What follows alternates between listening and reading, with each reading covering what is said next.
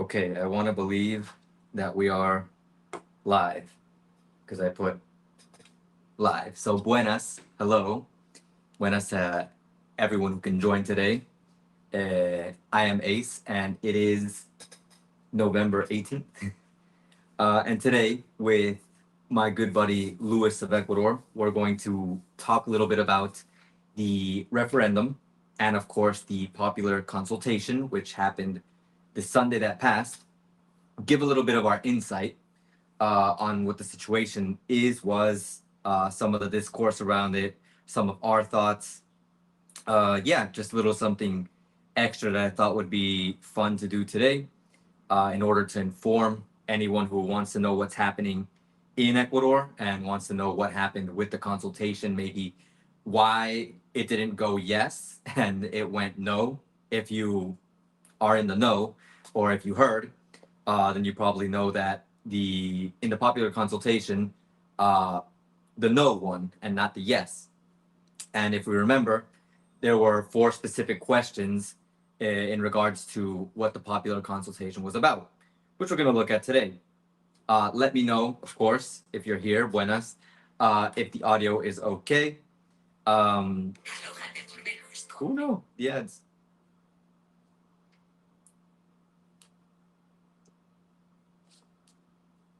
Hello, thank you for the stream. Peter, hello, thank you for being here. Muy buenas. Good evening. Buenas noches or buenas.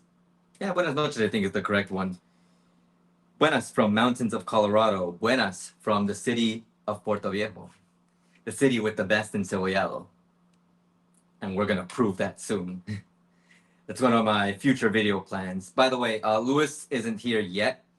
He informed me that he's going to be a little bit late. So he'll be here probably in about from now to the next 10 minutes. So I appreciate the patience waiting for him. Audio great. Excellent. Thank you very much. Etech or Etech, probably Etech would probably be the best way to say that. We got a few things to talk about. But first, I guess the best thing is to give a recap of what the questions were in their most summarized form. A reminder what the four questions were for the referendum and popular consultation, el referéndum y la consulta popular. The first question was the situation with the military bases, the foreign military bases. As most people know, the president wanted to have the foreign military bases here in order to help control the situation with drugs, with the drugs that are coming into the country. That was the first question for the referendum. The second question that we had was the financing of political parties, political organizations.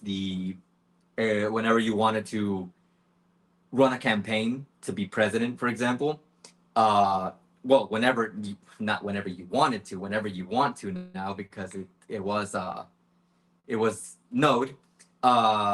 Typically, the government gives you money for that, and you spend that money on what you think is ideal for your campaign to come through. You have to justify those expenses, of course, but that is how that works. And this question was made so that supposedly you aren't going to have the government funding that, so that way there would be more money in the government. Instead, you'd have to find a way to fund it yourself. And this was meant to circumvent people who wanted to try to get into, because you hear about this all the time. You've got the people who run for president or run for something, and their purpose isn't more than just basically getting their own money. So yeah, that's the situation with the second question. The third question we had was the reduction of the Congress, of Congress people, basically less people in Congress, because as if you've lived here and if you talk to Ecuadorians who are fed up with things, you always hear how there's people in Congress, the assembly, who do not do anything. And we're always complaining because they earn 10 times what we earn. And that's an understatement because I've been seeing that they earn 6,000 and most people earn anywhere between 4 to 500. So it's like, it's definitely more than 10 times if we look at it like that. Some people do earn 600, of course, in some places, then you can say they're 10 times, but potato, honestly, that difference between the 4 and the 600 is nothing compared to the difference between the 4 and the 4K or the 6K or the 6 and the 6K. Just crazy amounts of money. That was the third question. And the last one, the way I understood it, because that one was the one that caught me a little bit off guard, was the call for a constituent assembly. And in this case, it was after the process was done with the referendum and everything. They wanted to have the ability to be able to modify the Constitution.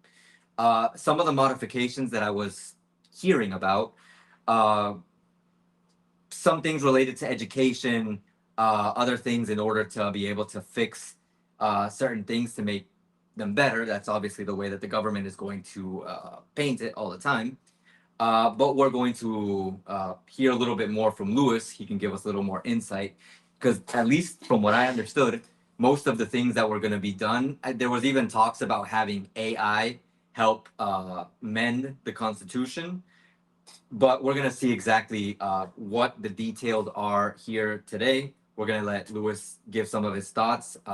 This is going to be, I kind of want to make this a little bit of a pseudo discussion debate, because from everything I've heard, everyone I've been around, at least in my personal situation, I was more on the side of yes. Even if not all 100% yes, there were a lot of things that I did want to see change, because I'm fed up with these things too. But of course, as we saw with the consulta, with the consultation and the referendum, it seems the majority of people were against all the things that were going to be changed. So we're going to talk about that, and I kind of wanted to debate with Lewis, let him be the no, and I was going to be the yes, yeah, and talk about that a bit. But anyways, eTech Connect, great ceviche and empanadas in Ecuador. Looking forward to referendum conversation. Appreciate you being here, and appreciate you loving the ceviche and the empanadas.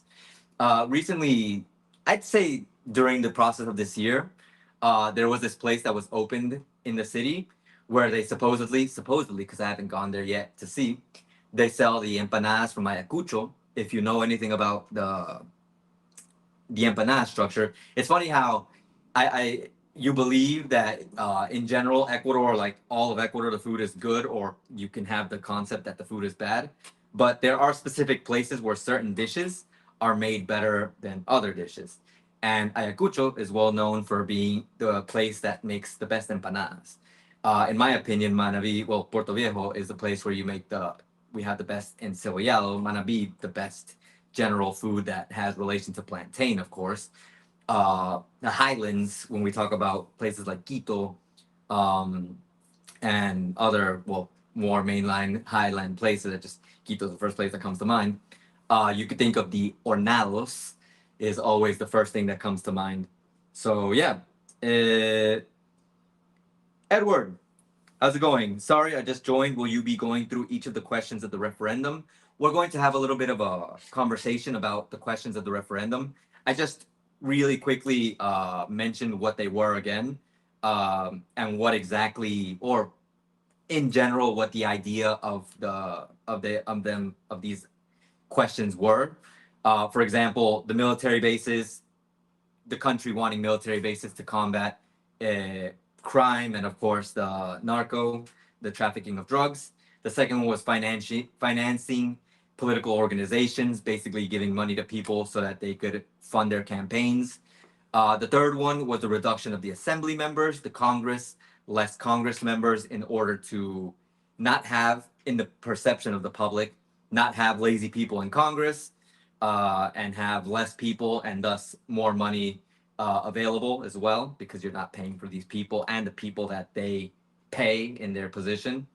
We'll talk about that when Lewis gets here. And the call for a constituent assembly, which is basically going to be a organization, like a reunion between in the government, from the way that I understand it, to talk about amending or switching up, changing a bit of the Constitution. Those were the 4 questions. 3 of them were referendums. 1 of them was the popular consultation. Moon, hello, good evening, buenas. How's it going? Thank you for making it to this live stream. I know it was a little bit out of left field. I was supposed to make the post yesterday, but my mind goes blank because I'm doing this other work right now, trying to make the situation a little bit better over here. Things are tough. Regardless of who won, yes or no, things I think weren't going to immediately change. That's kind of my, I guess you could call it my summary to end all, I guess, if you want to call it that.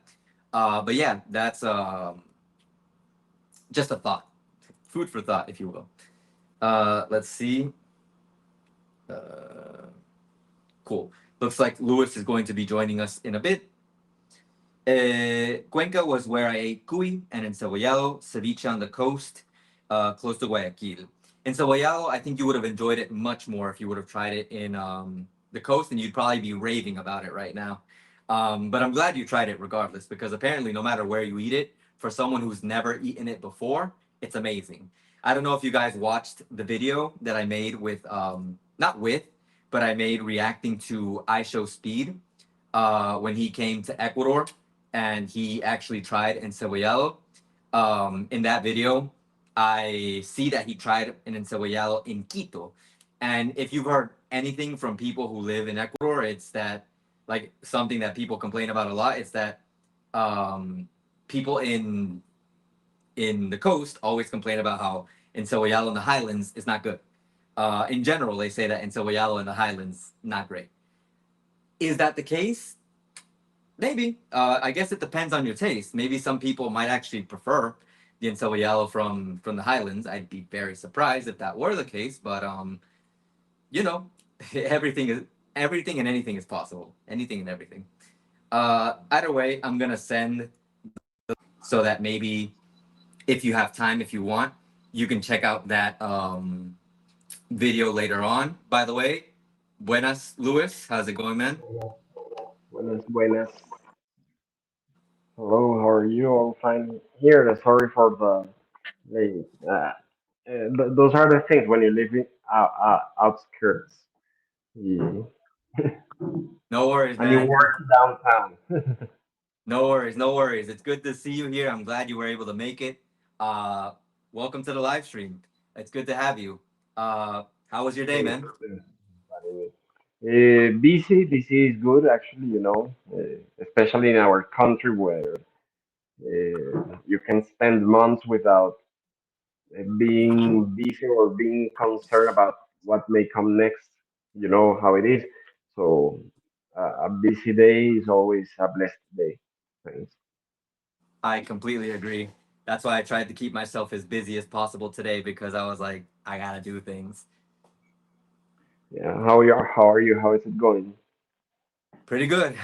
Here I was giving everyone the rundown on what the questions were about the popular consultation, just the overview, basically summary of what each question was about, the military bases, establishing them here, the foreign military bases, the financing of political organizations for people running for government positions, presidency, most of all, the reduction of the assembly, the Congress, and of course the consultation question, which was the Constituent Assembly to be able to make some changes to the Constitution from the way that I understand it.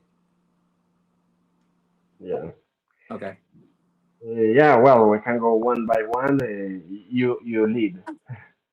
I actually wanted to hear from you. Either way, I'm gonna show the page that you had sent me, of course, that shows the information, what the percentage was for the vote. Uh, I'd like to hear more than anything. I want to hear your thoughts because I know it's I normally try to take a very neutral stance in all this stuff, and I tried to be as neutral with this as possible. But honestly, not gonna lie to you, I was more on the side of yes than I was on no. I wasn't 100% yes, but I didn't expect the situation to go 100% no. And I understand a lot of things of why people would vote for no, but I want to hear from you. I want to know your thoughts on the situation with with the no. What do you think happened? Why do you think people rejected the first one? Of course, the idea of a foreign military base. The rejection rate was apparently 60% to 39%, basically 61 to 39%. Why did people reject the idea of having the military base here in Ecuador? What do you think? Well, that's the only one I voted yes. The rest was no. And it was because we need support. Yes, we need support from allies that have the technology and that have intelligence. Well, intelligence can be shared. We don't really need a basis for that, but a basis or uh, people on the ground would help, basically. And that can work. I mean, there are countries around the world that are rich countries that have bases of US, basically. So, yeah, it can help. That's my opinion. However, people, uh, I voted no for the other three, but I can understand why people voted yes and why people voted no. I have friends that were on both sides. You were on the yes side. In my family, well, I had mainly no, but well, I had both, depending on what side, father's family, wife's family, mother's family. But the this question, or let's see the general picture first. The Okay. general picture and how Ecuadorians vote. Well, maybe this is also in the US, but we vote like for our guy or for our party. So if we are against the president, we are going against whatever he wants. And people here voted a lot based on that feeling. Like, I don't like what the president is doing. So if the president wants us to vote yes, we're voting no. More than reading the questions, analyzing the questions, that's true. I mean, you could have analyzed, I could have analyzed, I analyzed. I don't know. Many people I know, or most people I know, didn't really analyze, but I analyzed, and the thing is, most people didn't. They said, okay, Noboa wants yes, we are giving him no. And the people who support Noboa as a president, they didn't read the questions either. They just repeated what the government was saying, which was yes, and they kept saying yes, yes, yes because of this. And in this of the military bases, we had no because first it would be like giving part of our territory to other countries. It's not only to the US, but of course, the US was the only country who had already bases in the past year. And Noboa even showed on the media the horseback riding he made on the beach along with Christy Noem. Um, well, Christy Noem, for those who I mean, if you are from the US, you must know who Kristi Noem is. But if you don't know, if you are not from the US, how do you call this? The Secretary of Defense or the Security?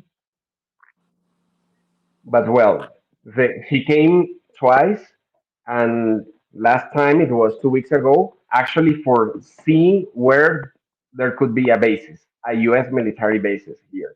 Like they showed her the area in Salinas by the by the beach. It's right on the beach where there is a Ecuadorian basis, Air Force, and then they showed the pictures with Christy Noem and doing horseback riding along with the family of the president. Like, hey, we're the best friends, BFF with the US. See here, and that many people here like that in the way that yes, US is the best country in the world, number one, technology, money. That's the friends we have to be, or those are the people we have to be friends with. So they said yes. But on the other hand, we have a lot of people who don't think like that, that they are, no, we have to stop being like the backyard of the US and always saying US is the best, we watch their movies and we praise them all the time. No, many people here are anti-American and the un-American feeling. Uh, Most people are not un-American here in Ecuador, if you wonder, but many people are. So and there are the people in between that say, okay, yes, the US can be friends, but we don't have to give them part of our territory for their management. So the people who say, or who may be un-American, plus the people who say, no, we don't want to give any management of our soil, of our land to foreign people, those are who together want for the no in this question. Uh, and the people who simply voted to make the president lose. As simple as that. I think we need help. Uh, I'm not sad that this lost, but it is what it is. The Another thing that helped know was the paro. The paro helped in all of the questions to know because the president or the feeling against the president has increased a lot. And the paro showed that the government can move the army, the police, uh, in convoys by a lot almost whenever they want. So they could do this in other territories as well. In the last month, they have bombed illegal mining areas in the mountains, in Babura and in Azuay, in Pucará. Well, that's almost getting to the coastal region. And they keep doing that in other areas in the Amazon without changing the laws, without foreign bases here. Yes, that would help, and that's why I voted yes. I mean, having bases of other countries here because they also were talking with Brazil for Brazil to have something in the Amazon region of Ecuador. And Brazil is not a country we dislike. I mean, they are South American like us. They don't speak Spanish, but and they are not next to us, but they share the Amazon. We are not so far from them. There is not an anti-Brazilian feeling as there is an anti-American feeling. Again, not most people have this anti-American feeling, but well, those were the first two options: the U.S. bases and the Brazilian bases in the Amazon to fight illegal mining, deforestation. I'm not sure if that's the word in English, but that lost because of the people who wanted Novoa to lose. Because in the end, I don't know if saying that he lost, but well, the people who saw that the government can actually take action if they want because they showed it during the strikes now, and the people who don't want to give like because they give management of our land to another country to many people who were promoting no, they say it's like saying we are incapable, we cannot do anything.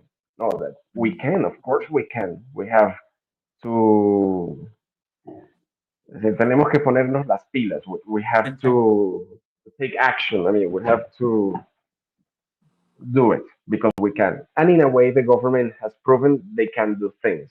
So that's about the number one question. I don't know if you have any question or we read comments here. Oh well, yeah. You can check the comments while I give some of my opinion. Ironically, Yeah. you said that this was the only question that you voted for yes, and I voted all the questions yes, but this would have been the only one that I would have probably said no, but only because of some of the things that I was thinking about with the process of the foreign military base. I mean, I voted yes, of course, but because, like you said, I wanted to help too, because we need the assistance. We clearly haven't been able to do anything by ourselves. Not nothing, but we haven't been able to do enough by ourselves. So getting foreign assistance is not a bad thing.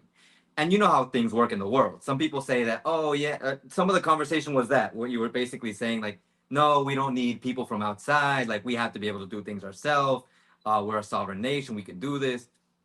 But the process of giving a hand, like someone helping us, like they help us, we help them. Everyone helps each other out. It's it's the general situation with the world, with in terms of even commerce. Like you don't get anything for free. Like obviously, I didn't expect the states to come here and just like give us all their power. without us giving something in return. And what we were technically giving them in return was a space in our land in order for them to, I don't know, in theory, just help us and maybe help with their plans right now that they have to eliminate people who are, terrorists in the eyes of the U.S. government, because the government is viewing people who are uh, trafficking drugs as terrorists. And that was where I kind of worried, and I understood some of the discourse around that as well. Because if you remember the situation with the migration right now in the States, like a lot of migrants, a lot of people, not just, I mean, Latin America is a big place. It's not just Ecuador, it's all of Latin America, are pretty much being told that they're not needed in the States, even though, in my opinion, as an Ecuadorian myself, Latinos help build the United States. The States is a country built on immigrants. So it's crazy to believe that they don't look at the Latinos there as a plus. And I'm not saying that you have to like bend the knee and like, okay, keep the illegals, the people who are illegally there. But the way that they're being expelled from the country and sent to El Salvador, I think is kind of too much. The treatment of the migrants, I've seen the conditions of some of the places, like, well, heard the news about how they're being sent to certain prisons, containment centers, where their treatment just isn't good. They have to like share one bathroom in front of everyone. Uh, in some places, and I can see how people who have that Latin American, blood of like, I don't want my family or people that I know, or even just those who are of Latin blood, to suffer. And over here, we have a president wanting to have something from another country, from the same country that's treating us bad, in our country. I don't like that, so we don't want that. And I can see how some people, had that sentiment, had that feeling, and thought, I don't want to vote for that. And I can see how everything that you said, even the horseback riding thing, like some people would have taken that. I just sent you on the WhatsApp. Maybe you can open for people to watch the pictures because it's I don't know. It's hilarious. I think. Ah, Mm. let me hold on, I gotta send that to myself and send it over here. But I can see how some people could have seen that and been like, oh, the president doesn't have money for this, for that, but look at him out riding in the horses while everyone else is suffering through danger. Like, I can see how some people might have taken that discourse and looked at it like in that way. I don't know if you get what I'm trying to say with that. Like, some people, they paint like a picture, one picture, as like the whole image. And like you said, some people look at the president like, we don't like him. So if he does something that we don't like, or something that we can look as bad, we're gonna make it worse. We're gonna make it look even worse. In the end, that's worse for everyone here. Mm-hmm. And well, Christy Noem is the Secretary of Homeland Security, the Department of Homeland Security in the U.S. Um, Actually, this is the one of the main people in the Trump administration taking care of what you were just mentioning, the all the deportations and all of what's happening. And yes, many people don't think these are good people in a way, but I mean, it is the way it is. I'm not giving an opinion, a personal opinion, because the US has their problems. They're acting based on their problems, but and we have to do the same as well, right? Based on, and that's why we're here discussing, and that's why we voted to solve or to try to solve our problems. But the government has shown that they have power again, that they have capacity to make things happen. I'm a little bit concerned because what I have read in on social media today, well, yesterday, was like now the president won't be able to do anything. Now the president will be hands tied. Now you gave no to the president. No, you didn't give no to the president. You gave no to the country. So he will not be able to make things happen. During the strikes, he showed it. And in the last few weeks, in the last few months, he caught Fito, and Fito was deported. That was possible due to reforms of the constitution that he made in the previous popular consultation last year. But I mean, that's possible. He could arrest this guy and send him to the US. He could arrest Fede, that another one that had escaped. He they are arresting all the time people, and they say no, but they are getting away with it the next day. Well, not always. I mean, you have the people there. You have big guys who are already arrested and they haven't escaped. So the government can make things happen. You can ask for technology to Israel, to the US, but the thing is that so far you're showing that you can make things happen. So improve what you are doing. That's that part of my personal opinion. But yes, about the US, maybe if the government had sold it, because they sold it to the people, like US will be here and will be best. Also because they sold it like when the US military bases left in 2009 because the leftist government of Korea changed the constitution at that time. Well, people voted for that at that time. But when that happened, uh, eventually drug trafficking skyrocketed and we became a narco country because of that, which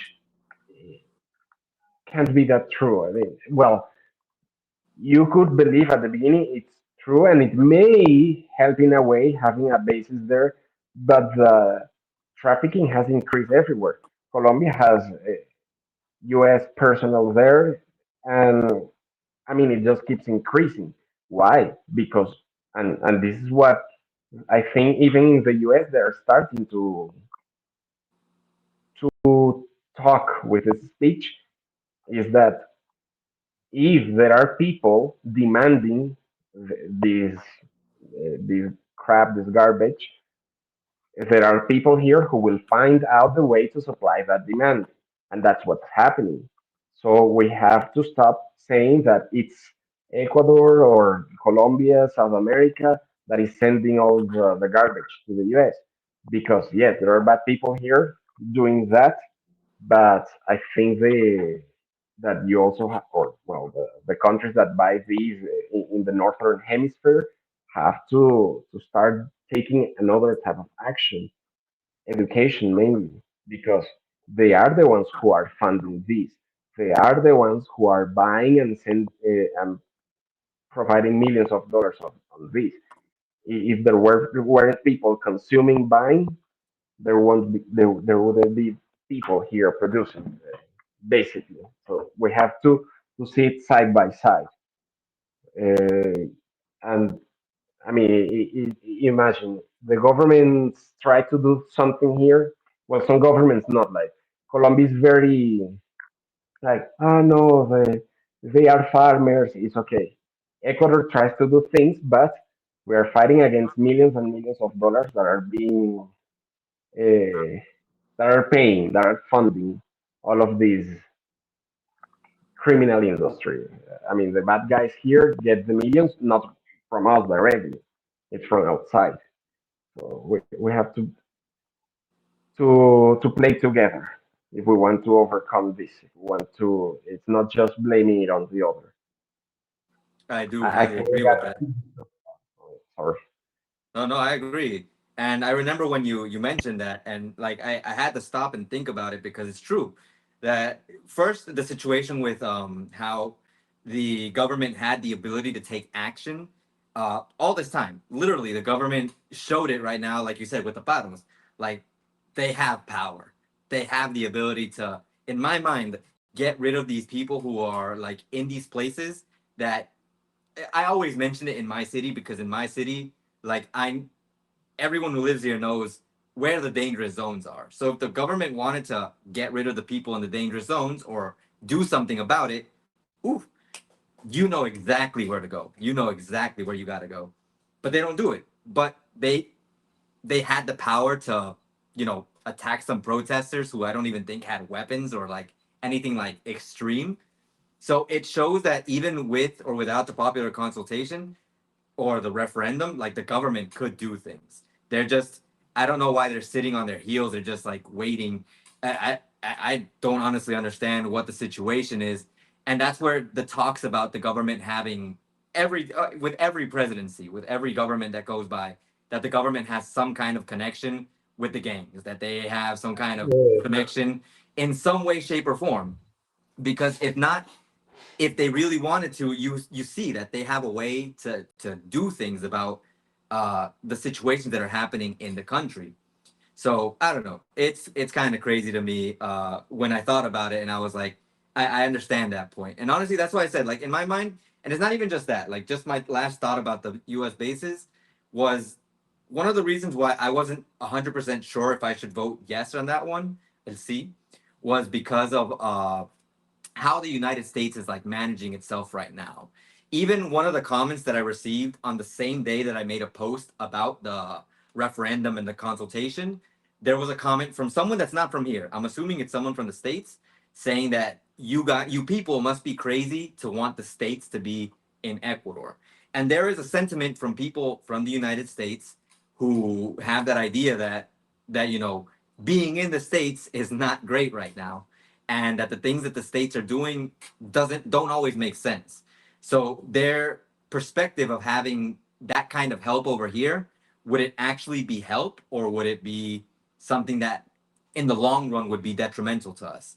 Like, that's not the reason why I voted no, but if I had to think about it, I would have to think about it more because of that. Like, one of the yeah, reasons why I was like, I would have been like, okay, that makes sense. If people from the states don't see the states as a good thing, then why are we looking at it as a good thing? yeah. I want, well, to not deviate too much from the topic, but there is an American film, The Untouchables, Elliot Ness. There is one scene that is epic because they are talking about the corruption, fighting the crime. One police that wants to do something, and another guy who is an older police. You want to do something? Yes, we have to fight the criminals, blah blah. And then they get out of the building where they are. They cross the street, like they go around the corner, and then they go where the criminals are doing something. I don't recall what exactly, but like here they are, do something because they know or they have known all the time where they are. Something like that is happening here. I mean, that's true, and this movie is from the 80s. And the other thing that is factual, not from a movie, but like we see it, and we have to take action based on that. And I suspect of all politicians because I think I will support one politician when he talks about this. That yeah, the U.S. is fighting the drug trafficking in the Caribbean and in the Pacific Ocean, bombing the what they call in Spanish narcolanchas. I don't know if you call them narco boats or drug boats, boats with drugs, whatever. But they are doing this in the sea. And here in Ecuador, Novoa is doing something similar. Like he's catching criminals. They are doing some operations, not in the level they could, but I mean, it's better than the former government of Guillermo Lasso because Guillermo Lasso's government just let people do whatever. Now you see arrests, you see things happening. But what I see, I don't trust these politicians because I haven't heard them talking about, well, we are doing this, but on the other hand, we are funding for better education, more education, investing in technology or for our kids to develop their critical thinking, things like this. I don't think that it's just punishment, attack, punishment, bombing, shooting. It's just this violence, but you're not going to the roots of the problem, that is poverty. And in the US, I can tell that the root of the problem in the US is poverty, but I don't hear the US government saying we are going to educate our people or we are going to offer psychological aid, more funding to the public health care for people not to fall into the trap of the drugs. It's just like shooting, attacking the producers, bombing, blah blah blah, violence. But you don't go to the root of the problem, to the people that are suffering for whatever reason, and then end up in this criminal world. So when I see it, politicians saying we have to act from the roots, what leads people to join the gangs, or here in Latin America and in the US, we are going to work on what takes the people to do drugs and to get addicted. Then I'm going to look carefully at the work of this person. But so far, the speech is violence, bombing, shooting. We're going against the criminals, blah blah blah. But what about the people that are suffering on the ground? I mean, the humans. That's something that really concerns me.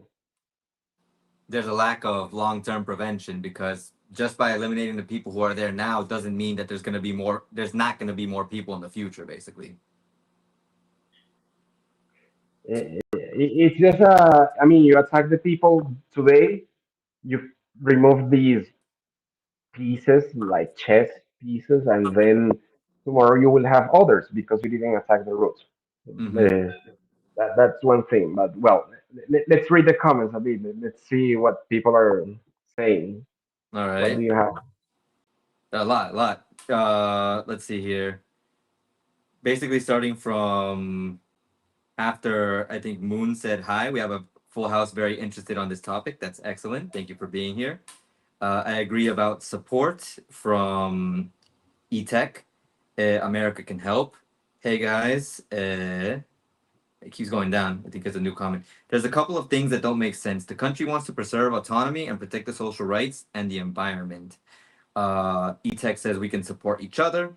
And then Cam, but also rejected modernization and foreign investment. As this relates to the environment, renewable energy is modern, environmental, and requires foreign investment.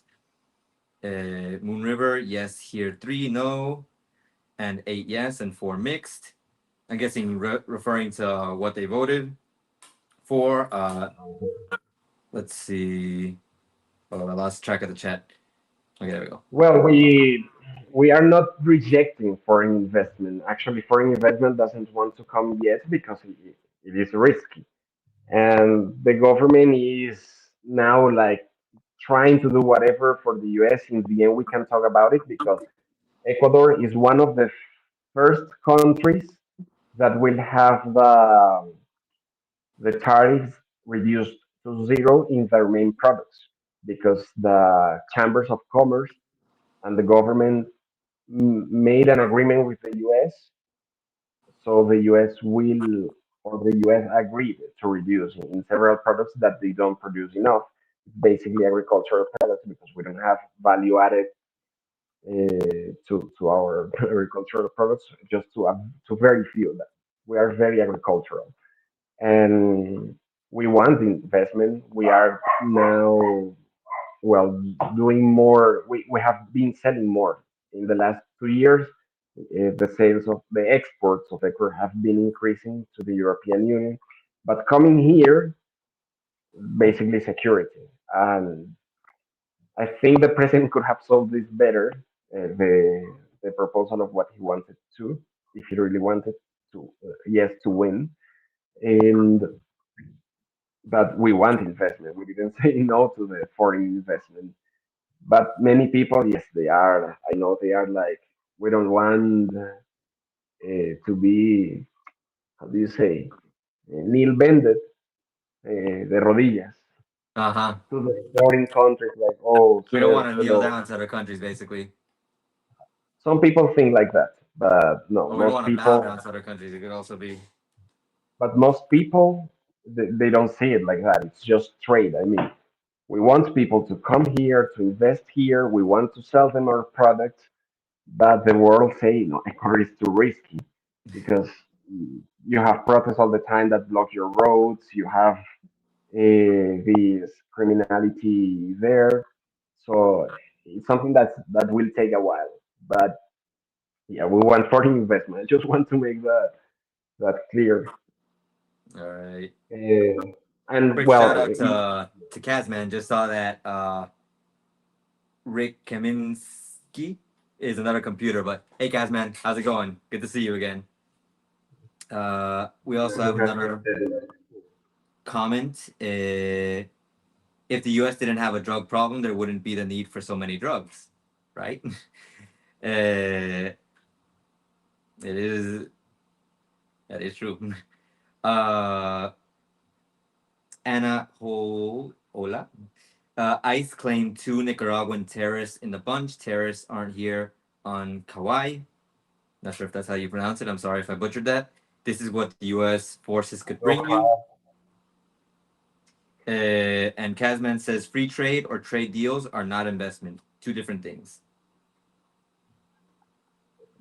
Yeah, I mean, yeah, that's true. All right. Well, let's continue with the second question of the referendum that we got really into the first one about the military bases.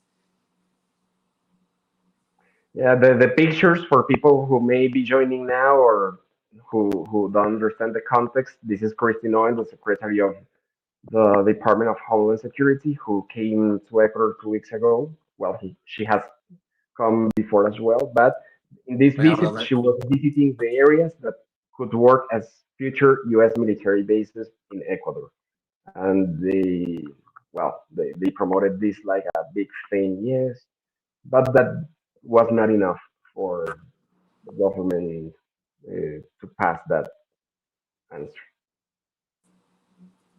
Okay, so we go with number two. yes, sir.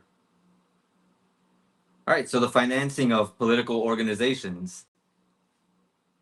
This one lost 41% yes, basically 42% to 58% no.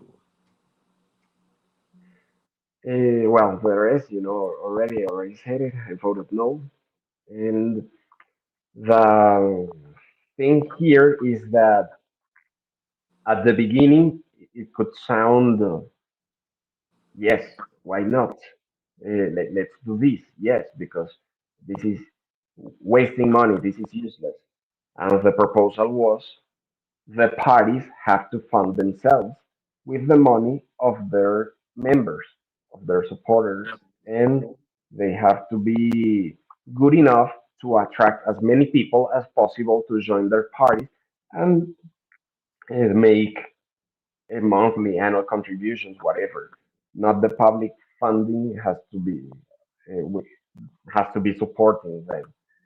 And why? Because historically there are when there comes elections, the parties get money for participating in the elections, public money.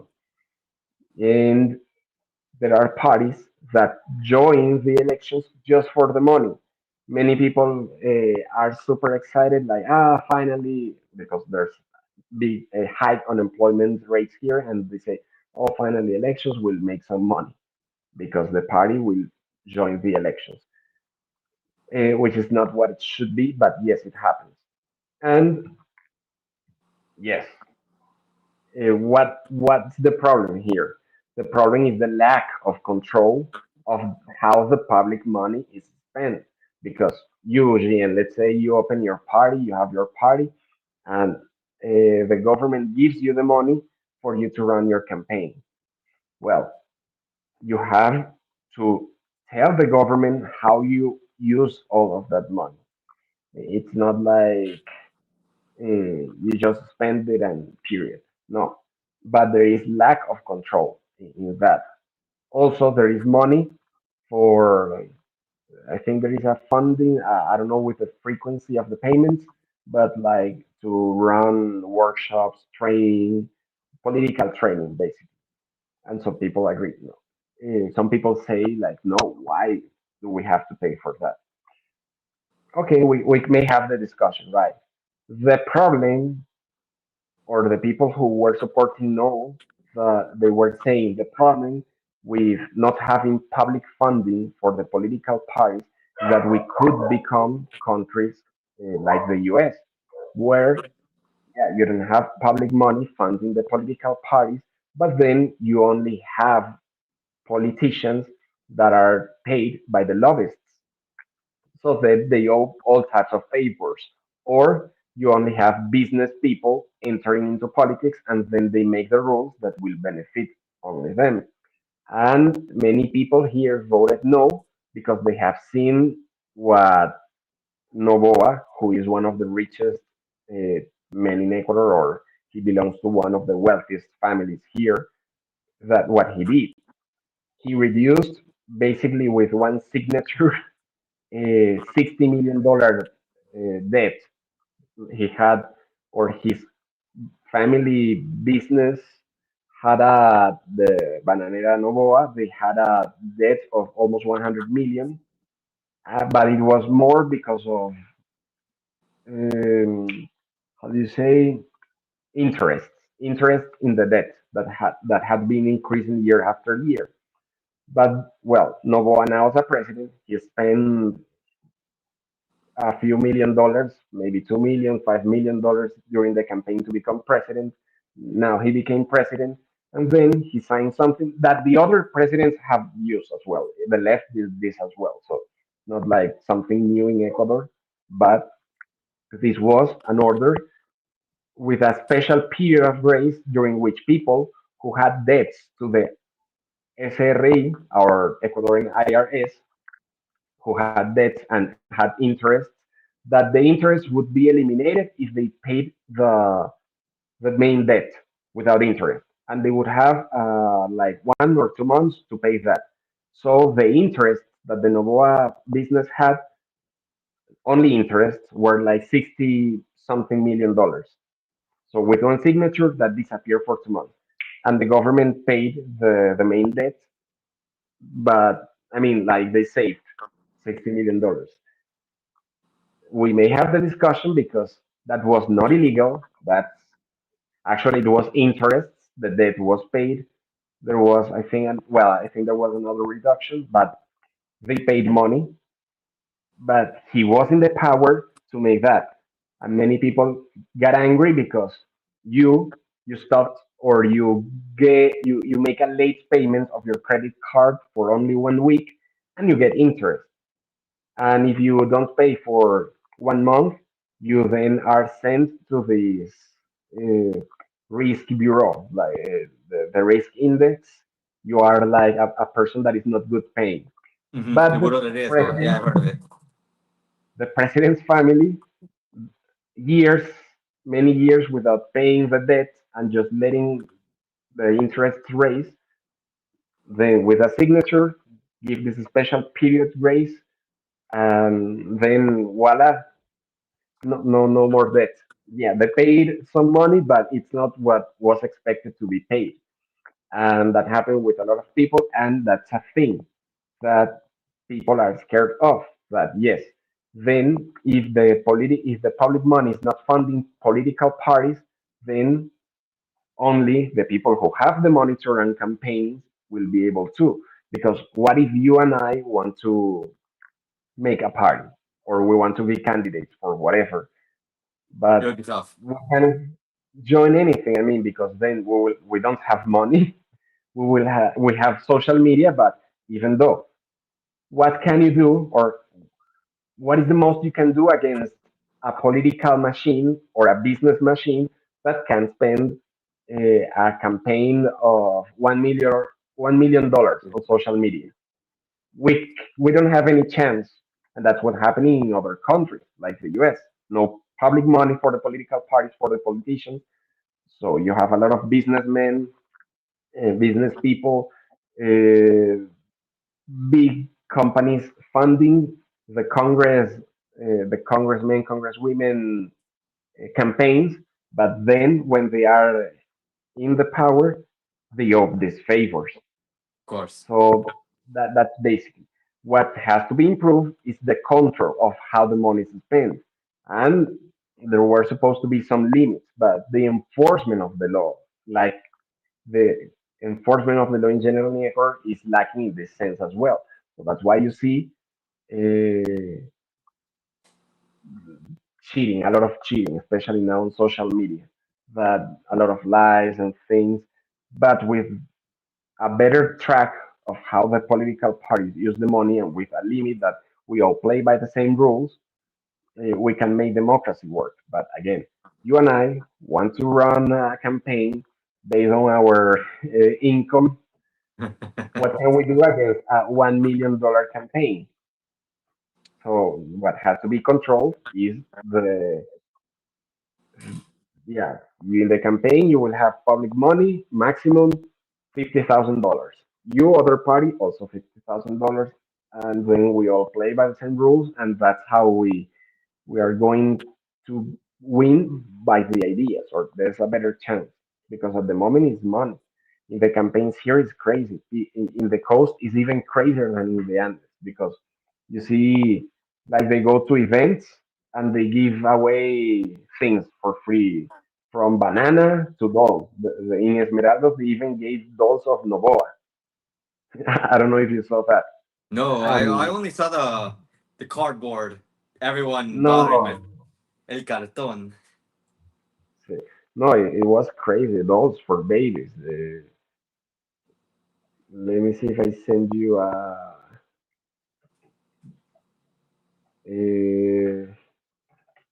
I think they're but definitely when it comes to financing from the government. Like if like I can understand it staying, but only if it has, like you said, more control. There should be a cap on how much money the government can give a party, and like maybe in my mind, maybe 50,000 is too much, or maybe it's not enough because depending on how they campaign. I'm just worried about like maybe a party wanting to do something and they get suppose the 50,000 and then they say, "Oh, no, we don't want to run anymore." And then they run away with the 50,000. Like that would be terrible too. yeah, so that's basically the question number two. I have sent you the link with the report about the dolls, but I saw the TikTok videos. It was just crazy. And I would say in general, again, the big picture is people voted no because they wanted to tell the government we don't like what you're doing. But the people who were promoting no was the main reason because then only people like Novoa would be able to fund their campaigns and they would win all the time and they would win to make things what they have just done, reduce their debts and their public debts, sign licenses like what happened in Olon for this environmental license to make this type of resort or apartment unit for his wife. In the end, that was canceled, but because there was a big fuss about it. Uh, but yeah, uh, I think we should enforce how the campaign money is spent, and not just simply saying no public money, not simply saying no public money for political parties. It's Basically controlling just better. more restrictions on the money, not no money. Well, yeah, restrictions on because the money can always come in, and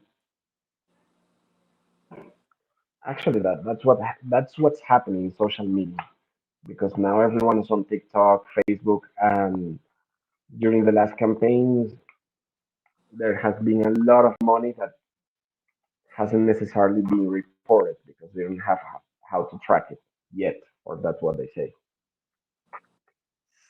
See that this is the equivalent to the governor in the U.S. The person who rules a province here in Ecuador, prefecta. They elected this prefecta that is of the party of Daniel Noboa, and she made this big event for like kids, and then gave away $2,000 of Novoa, of Novoa dolls. People, those kids are gonna grow up loving the president. I mean, this is insane. It is pretty crazy. Not gonna lie. There's a question here. What if one party represents the poor and the other party is mostly rich people? Want the rich by the elections? That's why That is the no concern. has If won.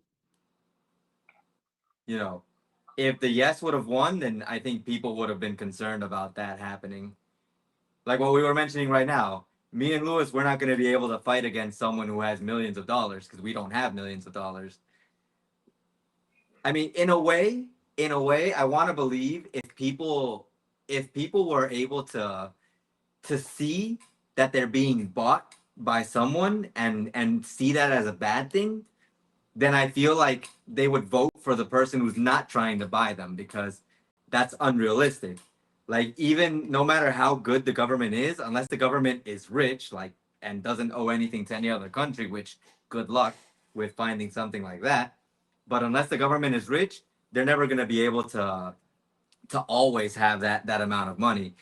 But like I don't know. I feel like if you're trying to get if you're being bought out, if you know that someone is trying to buy your vote, like why would you vote for that person? Because you know that it feels almost desperate and it feels like it's something that's not right. Like you know it's not right. Like you're not that person isn't even winning because they're a good president. They're winning because they're buying you. The problem is that our people in many areas, in many poor areas especially, they have so little that they take whatever there is and with the promise. Actually, I live in the country, right, of Cuenca. I live in the country, and this is not a wealthy area. This is not it's not a bad area. Actually, in Cuenca, you don't have like well, you have bad spots, but they're very you know where they are, and you don't go there. Tourists don't go there. But here in Cuenca, is still Ecuador, is still Latin America, but especially Ecuador, that is one of the poorest countries, and you have very poor people. So this is an anecdote. The people of the government of the MIES, the Ministry of Social and Economic Inclusion, they were like making a census here, writing in the houses how many people live, the income, the household income, and I wasn't here. It was my wife, but she told me like, ah, okay, like asking the official or the person hired by the government that has this purple color. They all wear this purple color that they are always like campaigning. And she asked, okay, what is this for? What is the government doing? No worries. You give me this information, and this is for the government to give you the bono. The bono is in Ecuador is like bonus, social assistance, social help. In the US, you have this system of the SNAP, where you go and can buy things. But here, the bono in Ecuador, there are different types of bonos. Some are temporary, some are permanent. But there is one that is permanent for poor areas. Like in for houses, they give this bonus that could be like $30 a month, $50 a month, and many people uh, believe this because these officials come like saying we are of the government, el Nuevo Ecuador, the New Ecuador, Daniel Novoa. Yes, this is because the president wants to give more bonus to the people. So the people that firstly are very poor, they make they find a hard time to make ends meet, and they are uneducated. So these two things combined, then comes one person that tells you this is for giving you social assistance. They are not thinking if they are being bought. They just, yeah, I want help. They're Some people grateful. will be aware, but in many areas it doesn't happen, especially in the coast. I mean, that's the reality. It's sad, but it happens a lot. I've seen the videos of how they give away things. Uh, Bananas. In the past campaign for the elections, Novoa Luisa Gonzalez, they were giving the stoves that had been in warehouses of the government like for 10 years. And then during the campaign, they came out like, the government is giving you these electric kitchens. Take. Uh, and some people believe this government will keep like that. because it's like an old tradition. Uh, but with time, it happens. What you said, some people are noticing, or people get more educated, and they notice and being bought. This is not the way it has to be. But it is the way that, at least for now, it is. But but The yeah, way to no. go. Now I understand why the financing, why the yes lost, and why the no won. Well, possible reason. Do you want to move on to the next one? Yes, yes, no question. Let's see, 50K is nothing in a federal election made for each of the people that is running for the National Assembly, but Cosby has the 177 members for such a small country. Rick Kaminsky. Well, this was just an example number. Honestly, I don't really know about what I know. I don't know the exact number. I can't recall, but is that Novoa spent millions of dollars for becoming the president in his campaign. But now that you see, he signs this that remove more than $60 million in debt. It paid off. Yeah, That's what some people are complaining about. Like, this is what happens when the rich or the business people get to power here in Ecuador because they only think about their businesses. I can blame how they think. I don't agree with this thought or with this way of thinking, but how do you say? Many politicians haven't helped. yeah, No, no ayudan, no ayudan. yeah, definitely not. They don't make it easy. Uh, you can become quite accustomed to these things with as time passes. All right, the next one was the reduction of the assembly. The third question, reducing the Congress, the amount of members of Congress. Now that one for me was like dead on. I could Obvious. not never say no to that one. Like I was like, I'm sitting here like with a basic salary, like the minimum wage, and I'm like, so this guy who's in Congress doing maybe a fourth, if that, of what I do is earning 10 times what I earn. Nah, man, there's no way. So I was like, definitely, I wanted to reduce the Congress, like it, and that was like my initial thought. That was everyone here, everyone I know who has a pulse always says the people in Congress are useless. There's too many people in Congress. They don't do anything, and it's like you mentioned earlier. Like people are now there. There's the comments online, the discussion, the discourse is you voted for the no, so now you accept the consequences, and the consequences for some of these things, for example, getting rid of the Congress people that people always complain about, you can't complain anymore because you voted no. Uh, the political parties that corruptly give money to people to vote for them, you can't complain about it anymore. The lack of a military base, more drug smuggling, the narcos here, you can't. That's what they say. The only one I'm Mhm. super in agreement with is this situation with the assembly, because it's like, come on, man. I understand. I know you're gonna say that there's places that need representation. Go ahead. You can talk about that, but I'm like, come on, man. But let's see at the results. I don't know if you can zoom in, but Yes. if It's you at see, 40. The yeah, results were 46% yes and 53% no. out of the four questions, this was the one that was the most tight or almost. Like yes was very close to the 50% in this one because most people think like you do. And at the beginning, I would have also said yes. Why not? Because when you see the spending in the lawmakers, it's a lot. It's insane. It's just ridiculous. Because one lawmaker has their salary that is like 3,000 something a month, and that for Ecuador is a lot. I mean, you maybe you're not rich, but it's very good. you can live very well with 3,000 a month in Ecuador.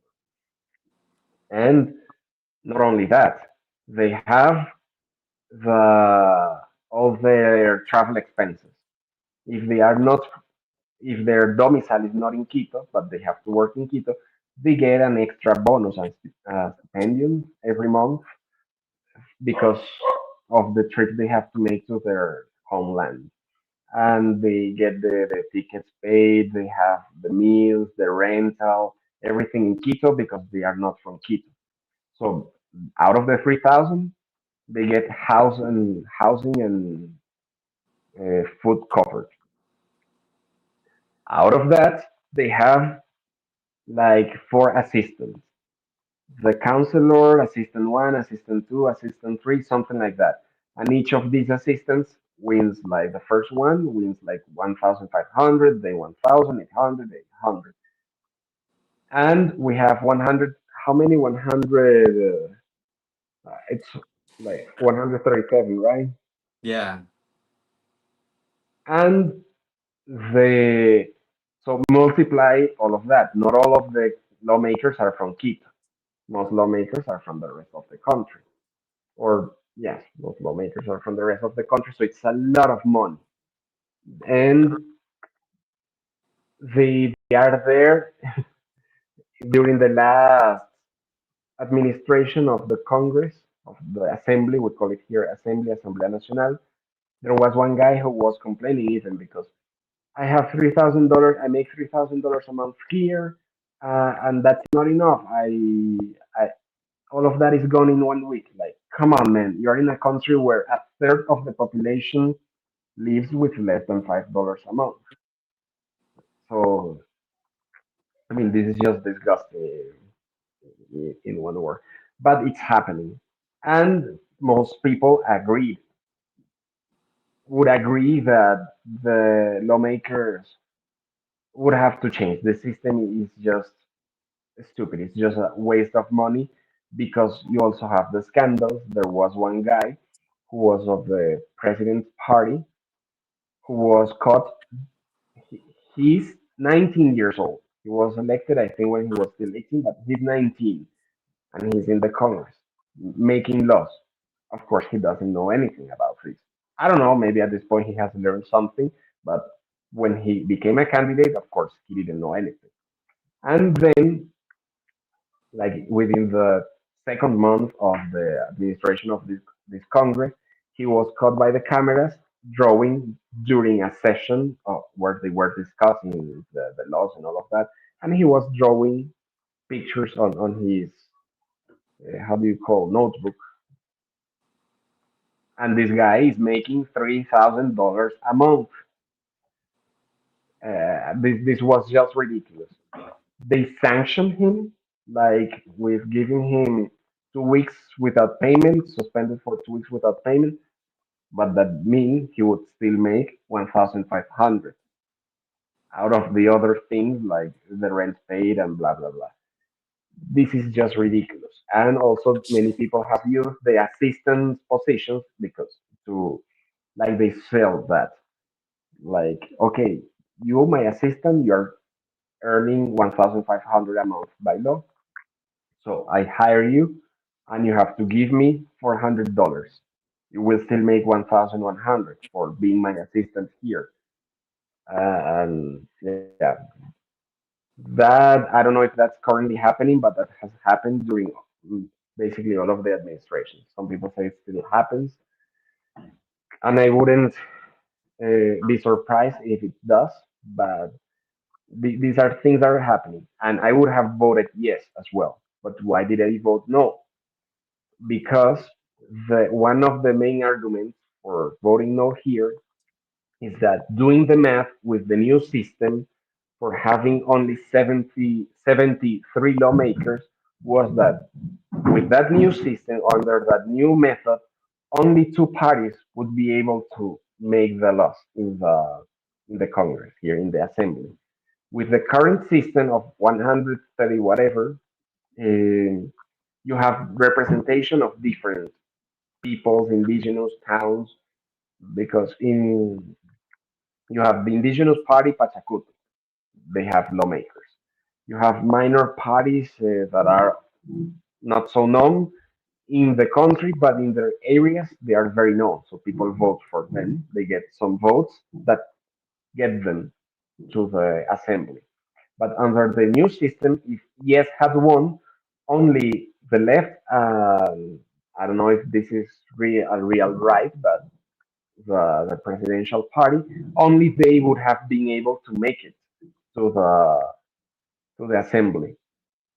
No indigenous party, no small parties that are very popular in certain provinces, because the new system wouldn't allow that. It's only like the big parties would get their people in, and that would have been very dangerous for democracy, because with the current system you still have to negotiate. Like, okay, yeah, we have to talk with those guys. What do they want? What do their people want? That's how it should work, and sometimes it works. But with only 73 assembly people, with that system that was proposed, the president would have had all the power, basically, because or even the correísmo. But with the current situation, the president would have won all the positions. That's why I voted no. But There yeah, has to be some form of opposition. yeah, sorry. The what has to happen here is the control of the money spent, because we cannot allow a guy of 18 years old being a candidate, and we cannot allow that. This has happened in other elections too. Reality shows, TV stars of reality shows that are not lawyers, that they don't know everything about law, but just because they were popular, they were presented as candidates, and we cannot allow that. We have to change the laws so that the requirements for being a lawmaker are better. Like maybe 10 years of social work, proven social work. If you're not a professional, uh, being an attorney, being a lawyer, having a master's degree, whatever. But none of that was proposed. The only proposal there was reducing the current system to 73 lawmakers. So the 19-year-old guy who was drawing, and then they say, no, it's because he has TDAH. Okay. Well, he would have still entered under the new system. Sorry, this one, I get angry sometimes. I'm telling you, the people there is just like you said. The better solution would have been actually proposing like having a way to vet the people who are going in, like making sure that they're good, like they have the qualifications necessary for that. I don't understand why they don't do that in the first place, because why do you want people who don't have qualifications in government? Like, you know what you do, like you know how hard it is to do your job, how much you had to study, how much you had to do in order to get to the position you're at right now. And to see someone who doesn't even do any of that or has no education in a position of power earning so much more than you, it's it's not a good feeling, especially if they're not doing an exceptional job. It's not a matter of numbers, a matter of quality. You could have 137 people really well prepared, and then we all would be having the best laws, the best enforcement, but that's not what's happening. And if you reduce to 73, but with the same people, what's the change there? Just less money spent, but a worse system, because then the president could take all the decisions. Then there's no opposition, and then basically the president does whatever he wants.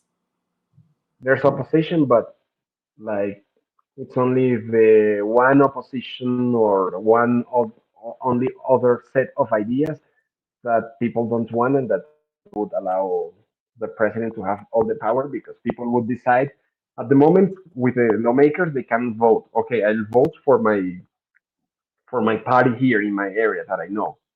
But with that other system, only the big parties would win, and then the opposition would be the people that we don't like at all. So we will have to go with the government. That's it. So you decide the less, el menos malo, no, Yeah, the least the bad. I don't know least how you put worst option. it. I don't know if that's the correct interpretation, but that would be the translation. The least worst option. And that's, well, yeah, it would always be a runoff during 4 years of people who make the law, but you see, these are not people prepared to pay to make laws. Ah, man. Well, going on to the last question. I don't know about this one, but I have some things I want to ask you because I want to know what you know about this. The last one was about the call for constituent assembly, basically changing up things in the constitution, from what I understand. And what's weird about this one, at least in my perspective, from what I heard, right now, the score, well, right now, but the score was 38% yes and, well, 39 technically around there, and 62% no, 61, 62. What I want to know, because I've heard a lot of different things about this one. And one of the things that I heard, I don't know if it's about this one specifically, but I heard people talking about the reason why they voted like no was because supposedly the president wanted to take away, I don't know if it was social security or something about like the benefits for people who, um, for the retirement, basically, from what I understand. The president wanted to, what was the other one? Something to do with the water. I didn't understand that one well, but there were. I know someone who's very deeply rooted into the whole situation with taking care of the water. I'm not sure if that has to do with the environment, like something he works with that. But he was very adamant. No, no, do not listen to the government. You have to vote no. And then what was the last one? The last thing that I heard about this one. Uh, No, those are the two main ones I can remember right now. But basically, a lot of things that the people who were on the side of yes were saying that that's false propaganda, false negative propaganda, because that's not true. Because he never, supposedly, the president never mentioned that or never said that specifically. But people were speculating that those were the things that he was going to do. Or I don't know if there was some point where the president mentioned these things and I just couldn't find it. Yeah, two examples. Oh, People the do changing this. the dollarization also. Some people were saying that changing the dollarization. Well, yeah, that part I agree is more false propaganda than, but the other two we'll talk about that. Okay. But again, the general picture for people who are joining us now or didn't hear before, like watching the reprise. I don't know how you call, well, like playing this video later, not Ah, live. that's the The VOD, general, the video on demand. the the general picture is people voted no because they wanted to say the government, we don't like the way you're acting now, basically, without analyzing the questions. But if we go, and this one was the main one like that, like, no, you want a new constitution because most people knew, and this was since the debates, the government, the presidential debates when Noboa was a candidate. He said, I will call to a constituent assembly. I will want a new constitution. I will propose a new constitution to the people. So he proposed that, and people just said no, no, no, no, no, no, no, and this is like by far the one who got the most votes. No. You're on Reddit. Over here, what I found on what this was basically what you're saying about telling the no. This comment from this person, Zavimon or Xavimon, voting yes is like telling the government, I don't care about anything. Do what you want with your new, I don't know, your new barn, your new territory, daddy. Voting no is telling the government, do something, cabron. You did, you didn't do what you were meant to do when I gave you my vote. I'm not dumb, and I'm looking at, and I see what you're doing, and what you stopped doing. Stop it with the show and the lies. Work. That's what you're there for. Well, yeah, I see it more like we don't like the way you're doing, but do something, do better, because many people also voted no here. You see, this is the one that got no in the highest number. So this means that some people that voted yes in the others, like they were supporting the president in the other questions, they said no in this one because it's no. Like you're not doing well. You have increased the value added tax, the VAT, IVA, aquí, Mm-hmm. here, and you promised us security. You didn't give us the security. You, uh, with the last popular consultation, we voted for you to give us security because that's what you said we would have. That's not happening. Criminality is increasing, or the crime numbers are increasing. And you're saying now that you need a new constitution? No, no, no, no, because it's always something new, something new, something new. No, and there were many bad things that made me think if the government or if the president really wanted yes to win, because what you mentioned of the social security. Social security in Ecuador has the pension system, but more than the pension system is the it's a type of public healthcare system like Medicare, where people who are employed or people who pay this social security they can get healthcare and decent healthcare. It's been getting bad, real bad in the last few months, but it has worked well and it has saved many people. Uh, Saved lives, but also has helped to save a lot of money to many people because they have big hospitals. It's a big system, the social security here.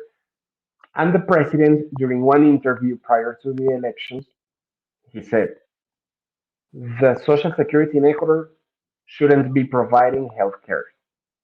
Basically saying like with the new constitution, we will change that. That for many people that was we cannot give you the yes. You are just destroying one thing that helps many people. Mm-hmm. And he said, well, some people were, but when they asked specifically, what will you propose on the new constitution? He said, I won't tell anything until the yes wins. Yeah, And that I saw was that. like, come on, man. It's like if I tell you, GM, hey, let's make a contract. I want you to work for me, yeah? And sign here that you're working for me, but nothing is written, like your your job duties, your nothing is written there. Your working conditions, your wage, nothing is written there, but you have to sign. And that was what the president was saying. He didn't say what he was going to propose in that new constitution. And he said it in the interview. Let's have people vote yes, and afterwards I will tell them my proposal. No, man, that would have been crazy. That helps a lot to know. So some people say Novoa was the main promoter of the no for the new constitution. I think that's what my dad was saying the other day because that was a radio interview, right? I'm not sure, but yeah, I mean, yeah, the radios here nowadays they also do video.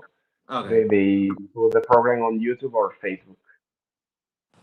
Yeah, yeah, because my dad had said like there was one interview that my dad was like, Noboa did not have to do that interview, and because he did that interview, he basically killed himself. He shot himself in the foot. Hmm. That well, there were other things that there was one guy of the president's party that said on our I think this was a radio interview as well.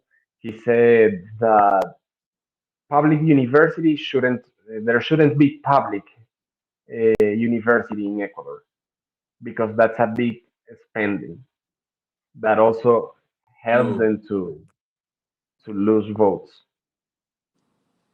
I remember a friend by of mine told me about the situation with the military bases that someone from the political party of Noboa interviewed an ex-military person, and basically the person from the boss party said a whole bunch of things that weren't true, and the military guy made him look bad on the interview.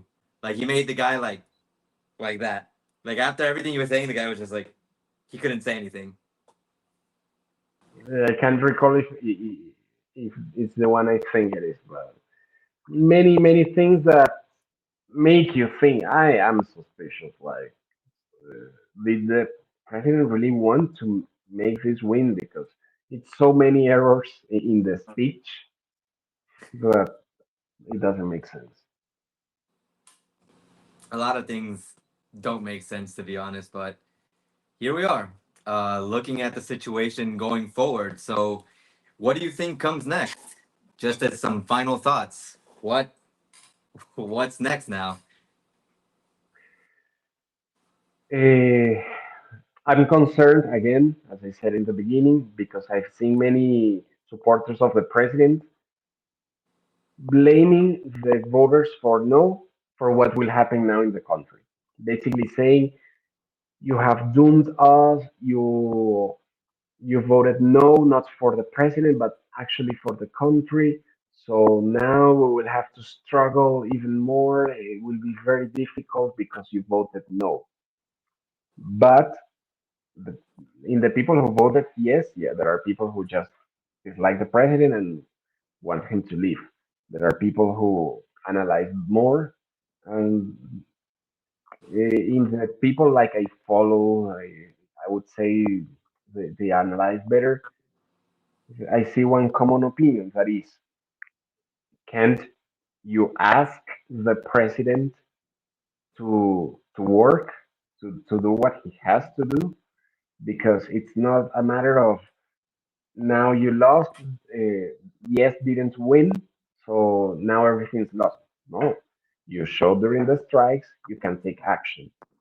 You have shown that you have a, an uh, an Ecuadorian army that can do things, that can make things happen. So you are, yeah, you are dealing with the US, you have good relations with Europe, you are doing good things. So keep the good job in what you're doing well, because this government is not like everything's bad. I can't say that. There are things that are good, so that has to keep improving.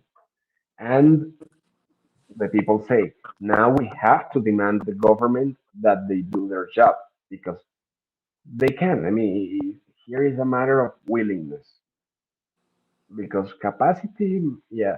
Some people that voted yes, that were supporting the president and that were blaming it on the others. Some people are like being more self-critical and saying the government has to get rid of the inefficient people. We cannot allow, like this guy who was drawing, the lawmaker who was drawing in the Congress. We cannot allow this type of things. Um, the government is in a way celebrating now because they say democracy won. You see, Ecuador is a democratic country, and the government made today many changes in the ministries, in the like in high ranks, high positions. So there will be a, a new time now after these results. Certainly, I don't know if they will really learn because the president even said he contradicts a lot, but he said that this is not a vote against his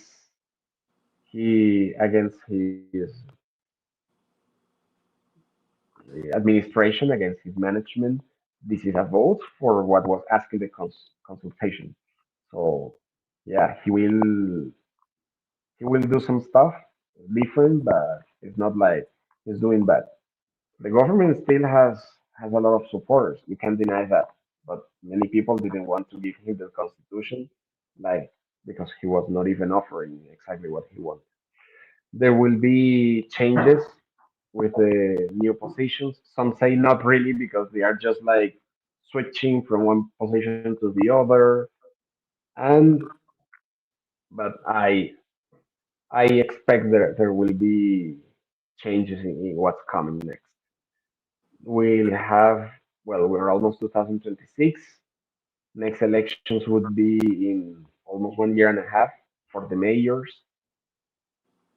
Hopefully, Novoa doesn't keep fighting with the mayors of cities like Cuenca, because mayors that don't like what the central government is doing in their territories, they attack them a lot.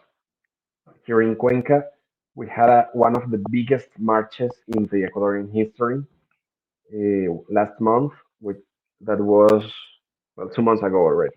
That was for in defense of the water, because the government was promoting mining in the Paramo where the water sources are, and the mayor was very active against that, and the government was basically trying to remove him, the central government. But that's also a thing why Cuenca voted no to Novoa, and he had a lot of support. He won here as a president. He, I mean, most people voted for him to be the president, but in a few months, then he got no because of the actions. So I hope we start working together more again. That's what I expect, or that's what I hope, what I wish. I'm not sure that will happen. This government is unpredictable, or if I want to predict based on the former actions, I wouldn't be too optimistic.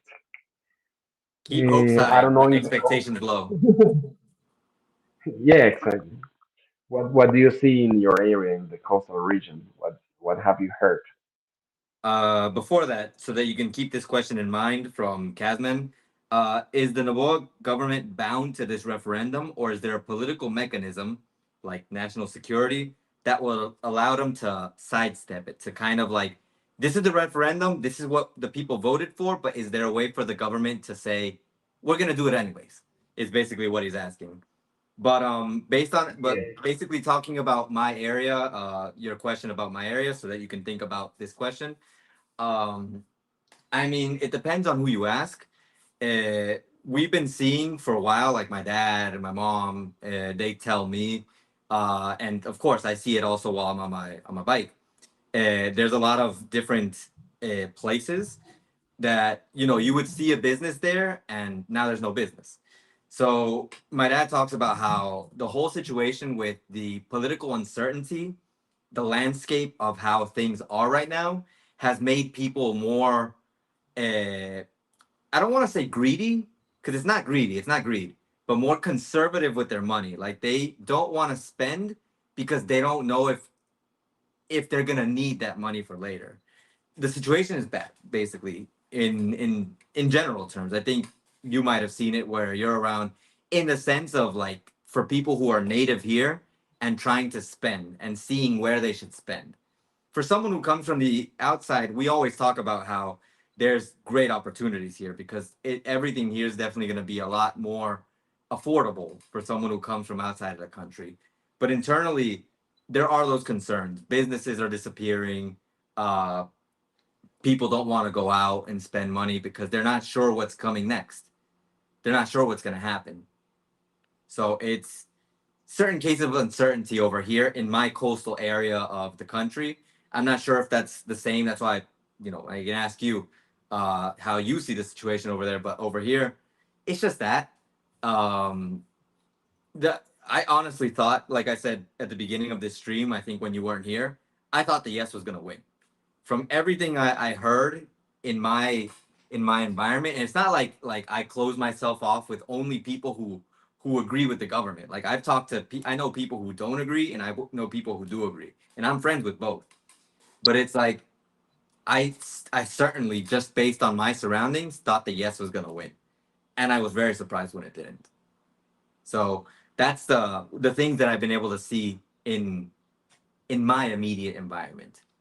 People are concerned, of course. I mean, even I'm concerned, like, because like if I had a another stable job, because realistically, I realize now that you need to have two jobs. If I had another one, I would be more chill. But right now, because I don't, Like I'm always worried about what the next thing is coming. Like I need to save because I don't know what's coming next. Like I'm part of that group of people who's not sure where to spend or how much to spend because I don't know what's gonna happen next. But yeah, that's that's what I can tell you about the situation over here. What do you think about Kazman's Yeah. question? Yes, the government can, how do you say, bound to this, to the first three questions, or, well, to two questions, but they could, they could through other processes, but it would be difficult. And secondly, now with this consultation, it would be extremely unpopular. People wouldn't. People may this may cause a like a social explosion protest because it's like, okay, why did you call? So I don't think the government will really make it. There are mechanisms in the assembly to make some small amendments to the constitution, which could happen. Calling for a new constitution, that's something that no, this was the only way to do it. Calling first to a referendum, asking people if they wanted a new constitution. That one, that cannot be. The military basis, I think that could be, but it has to be like almost all the assembly voted for it, which is impossible. The government doesn't have so many people. Um, yeah, the yes, I don't think anything will be done now or even during the next 4 years of the term. But many things can happen. This is Ecuador. You saw last time he didn't finish his term. He actually had to call to death, cross death, muerte cruzada. So he dissolved the Congress and he had to leave at the same time or almost at the same time. And that's how Novoa entered to finish that term. Not many, when Lasso won, people were not expecting that at all. Anything could happen, during the last elections or during those elections for finishing Lasso's term. We had one presidential candidate killed by hitmen, and Novoa was not even in the top three of candidates. Then he had a great debate. He was very well prepared. He had good advisors, whatever. He made a great debate, and he won. So anything could happen. Anything. Anything's possible, but I really honestly don't see, especially with what you said, like Novoa's celebrating like democracy won. So for him to go and basically say democracy won, but now I'm gonna do it anyways, that would be like what the hell? Like what what are you doing? So, but what I could see happening, and like it would be an extreme, of course, is that who knows, like the television station situation, something severe happens in the country that has to do with narcos, with drugs. So the president says, okay, we need the military bases because look at what happened. So we need this. So without, Exactly, that's what I mean. Anything could happen uh in the next. I don't see it happening now, but you don't know what may happen in the next couple of months, and that's what you said. The president says, and now we're doing this. And people say, yes, we have to do it. Many things could happen, like even Venezuela. Something could happen in Venezuela that changed the whole situation of South America. Uh, this would be very connected because it's drug routes and all of that, and then many things. But at the moment, I don't really see the government trying to do anything. Something would have to happen, something very, very strong for making people accept that he does that. Because if he wanted to do something now, no, there would be a big protest, big part or something like that. it's highly unlikely, basically, Exactly. for Highly, sure. highly unlikely. Let's see here. Kazman says, I'm in Ayampe. Want me to go visit him in Olon? Hey, go for it. Uh, By the way, Olong, you can see the map of the results in the Electoral Council website. of His course. province, he lost in his province. And in Olong, I also think he lost by a lot, like where he's from, people don't like what he's doing. Where you would think like, yeah, his people in his home area love him. No, they dislike him. Yeah, I'm looking at all of these, and I'm like, which area had the most no? Which area really didn't like him? Over here in Orellana, 69%. Santa Elena. Loja, Loro. Azuay, 64%. Cañar, Go to the PNA website, the other link I sent you. That is the Electoral Council, and there you Santa can Elena, check 60%. for there you can check Manaví, for the 74%. canton. I tried to go into that By the website way, earlier, but it showed something like you have to like log in and stuff like that. Tungurahua, the blue province there in the heart of Ecuador, the Andes. That's the only one where yes won in the four Yeah. questions. And the city of Loja also. That's something interesting that people were analyzing. The city of Loja, the president won the four questions.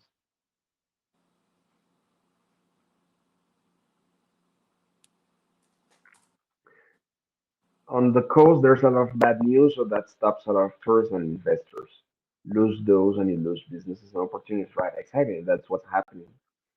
And it's really sad because there's so much potential. I was in Salinas last week. Well, Salinas is very touristic, but not so much for foreigners.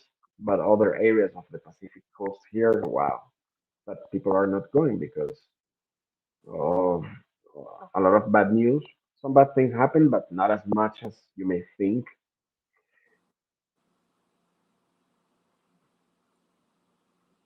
There's some places that are worse than others. Yeah. Where do you want me to go Ah, here?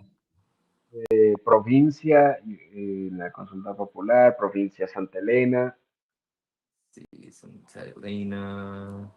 There we go. Canton. Cantón Colón. Well, here it only shows La Libertad, Salinas, and Santa Elena. Ah, no, sorry. It would be Santa Elena province. It's how do you call it? Es Parroquia Manglar Alto. Parroquia Manglar Alto. Parish Manglar Alto. Of where? Manglar Alto. En parroquia Santa Elena. You choose province Santa Elena. Ah, Cantón okay. Santa Elena. Parroquia Right, gotcha, gotcha, gotcha. Manglar.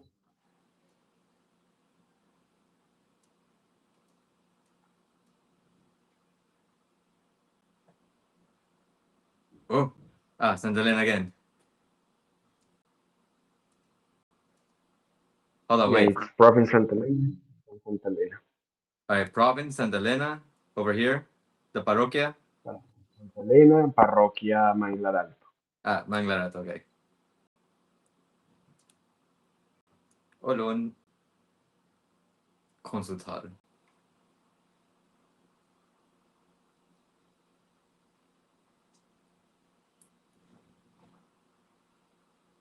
58.95% no, 41.05% yes. And that's his homeland. So that in a way tells you something as well. Because he wanted to do construction projects there that were against the environment, but the minister of environment he had appointed, like less than one day after being appointed, gave the environmental license for this project. It was a big scandal, and they were trying to silence it. But people are that makes me recover my expectations on people. That we Your can hope in be humanity. aware. Yeah, There was my actually esperanza en lo someone humano. in one of the Reddit posts that they were saying that they were like that they were happy because people actually thought and didn't just let the yes win. This person thought that it's because Noboa is not a popular president. And somewhere around here, someone had said something like, they're happy that the yes won because it means people actually know how to think and didn't just that the no won, they're happy because people know how to think and they didn't just let themselves be guided by who's like the president or because he's I don't remember what they said exactly, but it was like they were happy. This person was Yeah, surprised. I wouldn't be so sure that people analyze the question so much. I think it was just to show anger, like the other message you read there, like saying no is telling, hey, do something. Yeah, basically, stop screwing us over. Yeah, I can completely see where someone is coming with this one for sure. Especially like we said before, a lot of things that haven't been done that feel like have to be done. Yeah, Novoa said during one speech in an auditorium, I don't recall if it was university or a high school, but he said, with ChatGPT now we can make many things, even write a constitution. Yeah, And that I was saw highly that. criticized.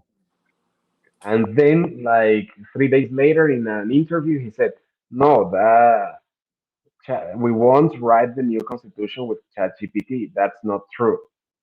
Yeah, but you are the one who said that it was possible to write a constitution with ChatGPT. So, I mean, why did you say that then? Anyway, I That's where you think got. that That's where you tell people you got to be careful with what you say. yeah, and well, now he's speaking more than before. The beginning of this term, well, not this term of his presidential or his prior term, he was very quiet.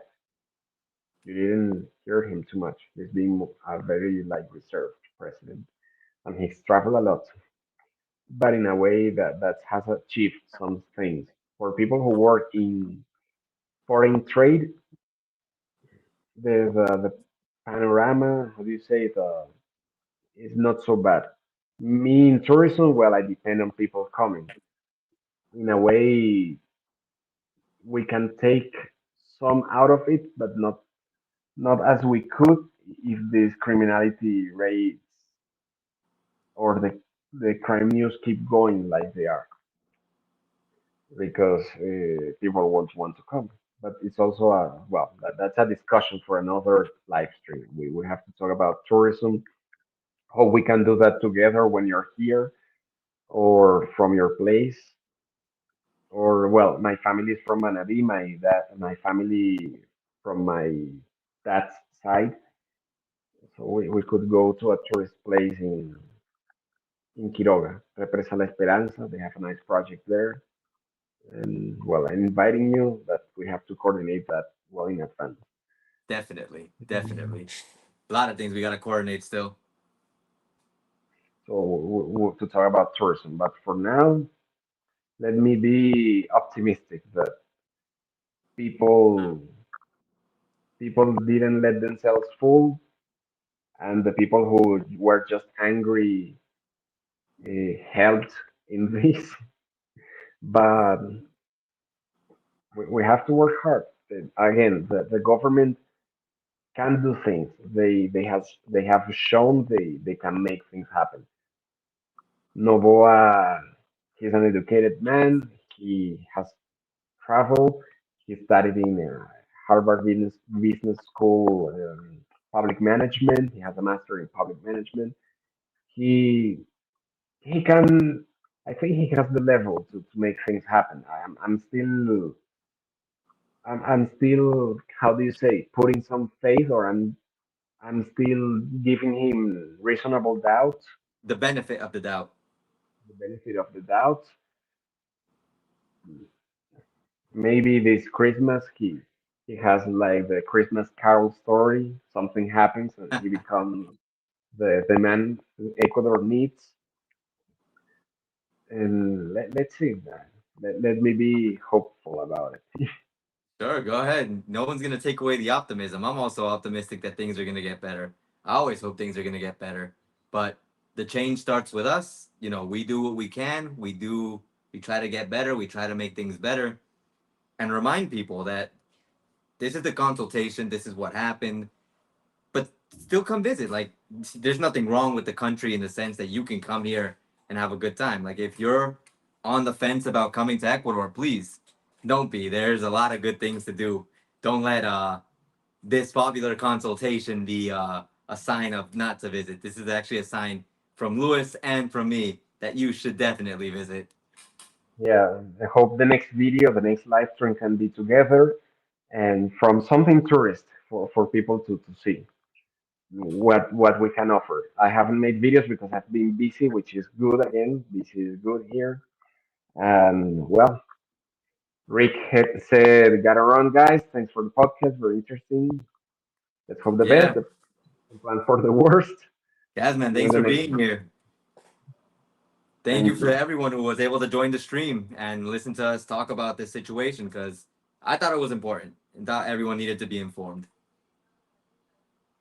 Yes, yeah, I have to learn to speak less or to be more concrete, maybe. The things that there are many, many things to talk about, and it's difficult to keep it just in the surface because I mean, it's like something you have to unroll to explain. There's always more context. It's a But deep dive, Lewis. Don't worry about it. we will be on another live stream, certainly. We got to see when we can organize another one. I was thinking of doing one this weekend, but just like one of my bi-weekly live streams. Not sure because this weekend is my mom's birthday, so maybe I might stream, maybe I might not. If not, I'll be back next week. I still have to make another video. My competition. There's so many things to do. So little time. Happy birthday to her. Enjoy your party and see you then. See Best you too, wishes Lewis. Thank you for being here again, man. to all of you who have been here, who are listening to the VOD or watching the VOD. And if you're coming to Ecuador, yeah, plan ahead. You can come, no problem. If you're already here, want to know more, keep posted or follow us, and we'll try to keep you posted. For sure. By the way, if you See haven't checked out Lewis's channel, leaving it in the chat, don't forget to check it out. Uh, you nice. Michelle, hello, buenas. Thank you for being here. So yeah, Lewis, Thank you, we'll talk Michelle. soon. See you. Take Talk to care. you soon. Buenas noches. Hasta la próxima. Buenas noches a Cuídense. todos. Good evening, everyone. Take care, and as always,